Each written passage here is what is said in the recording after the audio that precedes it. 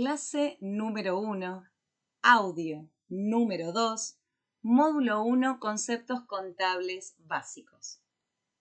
Veremos ahora el tema patrimonio. Es el conjunto de bienes, derechos y obligaciones que posee el ente.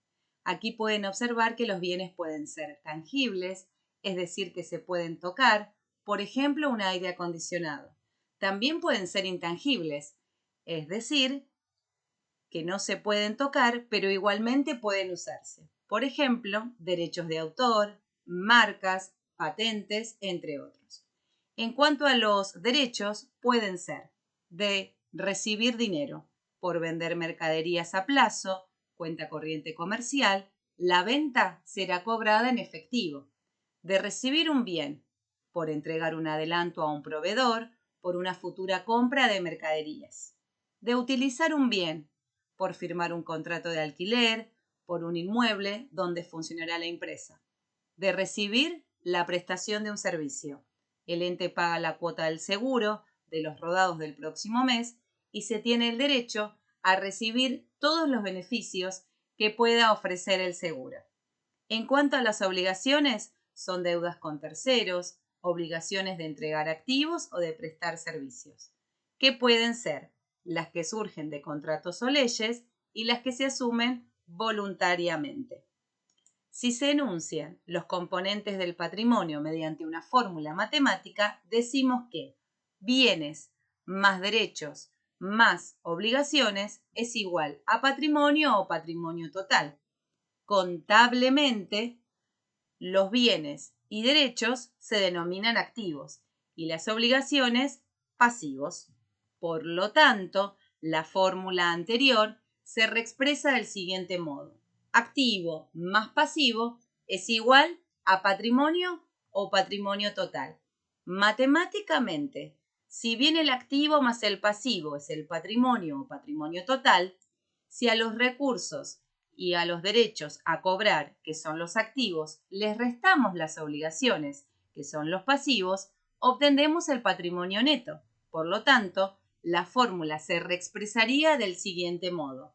Activo menos pasivo es igual al patrimonio neto. Los recursos económicos. Evidentemente le permiten al ente desarrollarse activamente y así lograr los fines establecidos por él mismo. De esto se desprende que contablemente podemos decir que son el conjunto de bienes propios o aquellos necesarios para su actividad y derechos contra terceros. Por lo tanto, podemos hacer mención a los activos.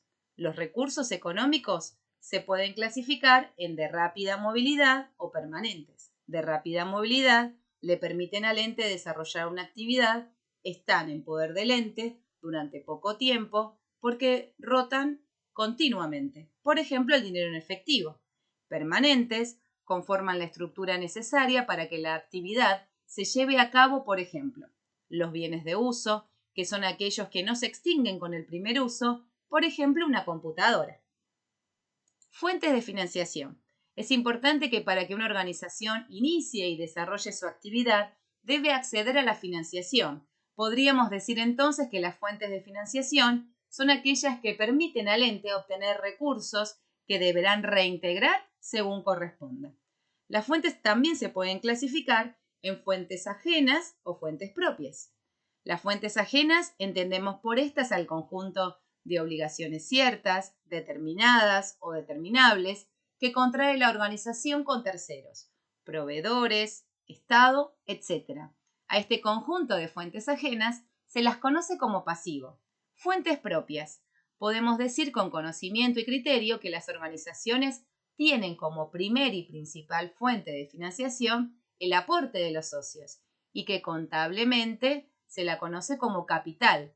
Por lo tanto, esta fuente es el patrimonio neto, debido a que en un primer momento, al iniciar una organización, el patrimonio neto es igual al aporte de los socios.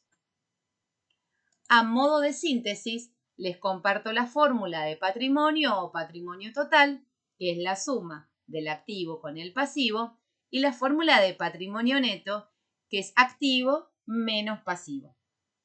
Ahora te invito a realizar la actividad práctica número 1, que encontrarás en la página 237 y continúa en la página 238 del manual, y a continuación a ver y escuchar el audiovisual 3 para saber si pudiste identificar los recursos y las fuentes.